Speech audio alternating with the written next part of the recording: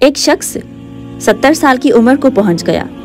बूढ़ा हो चुका था काफी, तो बुढ़ापे ने अपना असर दिखाना शुरू किया। खाना निगलना भी उसके लिए दुश्वार सा हो गया था और वो काफी परेशान हो गया और परेशानी के बायस वो बीमार रहने लगा। उसके बच्चों ने उसे हॉस्पिटल में दाखिल कर दिया। डॉक्टरों ने इमरजेंसी ऑपरेशन का मशवरा दिया तो उसके बच्चों ने कहा कि ठीक है, ऑपरेशन कर दीजिए। फिर डॉक्टर ने ऑपरेशन किया।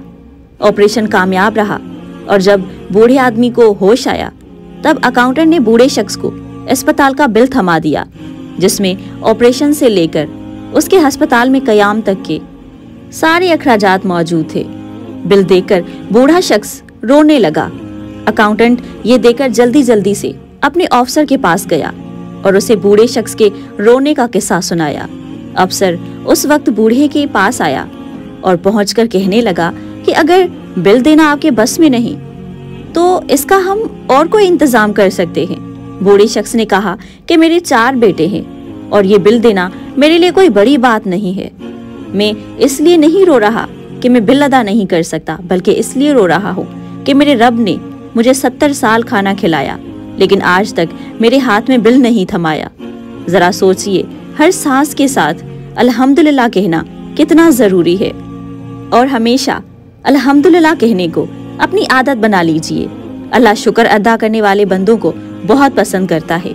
और हमेशा याद रखिए कि शुक्र अदा ना करना भी एक बीमारी होती है, ऐसी बीमारी जो हमारे दिलों को रोज बरोज कुशादगी से तंगी की तरफ ले जाती है, जो हमारी जुबान पर शिकवा के अलावा और कुछ आने ही नहीं देती।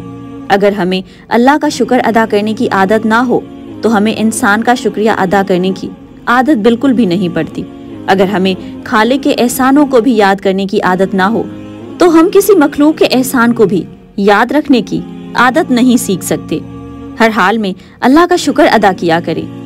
क्या अल्लाह का हम पर यह एहसान कम है कि उसने हमें एक मुसलमान के घर और हजरत मोहम्मद मुस्तफ़ा सल्लल्लाहु अलैहि वसल्लम की उम्मत में पैदा किया। यही हमारे लिए बहुत काफ़ी है। इसीलिए हमेशा शुक्र अदा किया करें और शुक्र का दामन हमेशा पकड़े रखा करें। आप सबसे गुजारिश है कि अगर आज की वीडियो आपको अच्छी लगी हो तो हमारी वीडियो को लाइक कीजिए, चैनल को सब्सक्राइब किया करें, कमेंट ज़रूर किया करें और हमें अपनी दुआ में याद रखा करें। अपने बच्चों का ढेर सारा ख्याल रखिए। जज़ाकल्लाह खैर।